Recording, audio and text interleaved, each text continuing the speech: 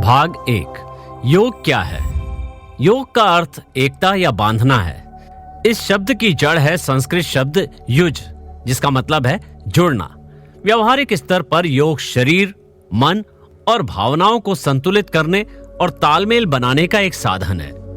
ये योग या एकता आसन, प्राणायाम, मुद्रा, बंध, षटकर्म और ध्यान के अभ्यास के माध्यम से प्राप्त होती है।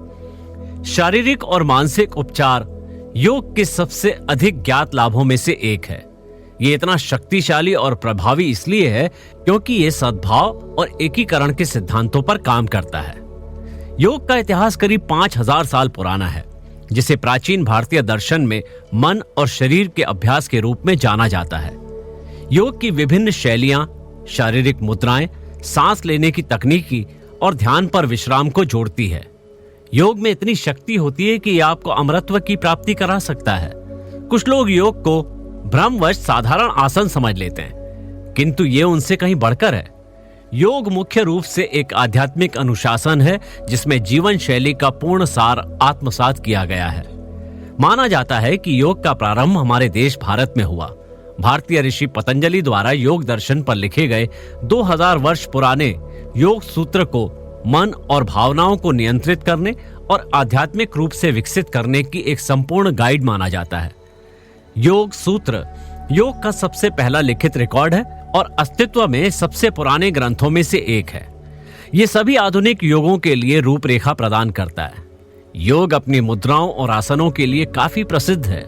फिटनेस योग का प्राथमिक लक्ष्य नहीं था, अपितु योग साधना के साधकों और अनुयायियों ने अन्य प्रथाओं पर भी ध्यान केंद्रित किया, जैसे कि श्वसन विधियों और मानसिक ध्यान का उपयोग करके आध्यात्मिक ऊर्जा का विस्तार करना।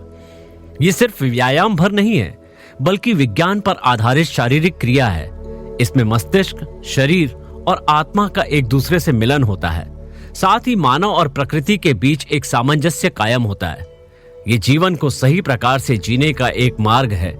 गीता में भी श्री कृष्ण ने कहा है कि योग कर्मसु कौशलम, यानी योग से कर्मों में कुशलता आती है। योग की परिभाषा चित्त वृत्ति निरोध, यानी चित्त की वृत्तियों को चंचल होने से रोकना ही योग है। आसान भाषा में कहें तो मन को भटकने न देना और एक जगह स्थिर रखना ही योग है। पतंजलि योग को धर्म, आस्था और अंधविश्वास के दायरे में बांधना गलत है। योग विज्ञान है जो जीवन जीने की कला है। साथ ही ये पूर्ण चिकित्सा पद्धति है। जहां धर्म हमें खूंटे से बांधता है, वहीं योग सभी तरह के बंधनों से मुक्ति का मार्ग है। ओशो जब आप पूरे शरीर को ठीक से थामना सीख जाते हैं तो आप पूरे ब्रह्मांड की ऊर्जा को अपने अंदर महसूस कर सकते हैं। यही योग है। सद्गुरु जग्गी वासुदेव योगी हमेशा ऊर्जावान रहता है। जीवन को लेकर उसके विचार सकारात्मक होते हैं। वो जीवन के हर दिन नई ऊर्जा व जोश के साथ जीना पसंद करता है। वो जीवन भर खुश रहो और दूसरों को खुश रखो, इसी सिद्धांत का पालन करता है। योग के प्रकार, हालांकि ठीक ठीक कहना तो मुश्किल है कि योग के प्रकार कितने हैं, लेकिन हम यहाँ आमतौर पर चर्चा में आने वाले प्रकारों के बारे में बता रहे हैं। राजयोग योग की सबसे अंतिम अवस्था, समाधि को ही राजयोग कहा गया है। इसे सभी योगों का राजा माना गया है, क्योंकि इसमें सभी प्रकार के योगों की कोई न कोई खासियत जरूर है।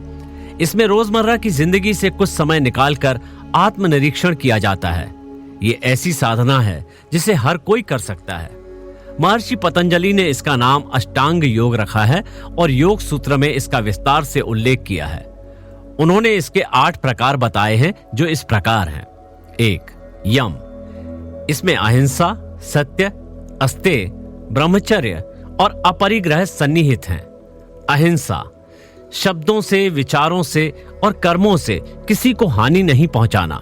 सत्य विचारों में सत्यता, परम सत्य में स्थित रहना।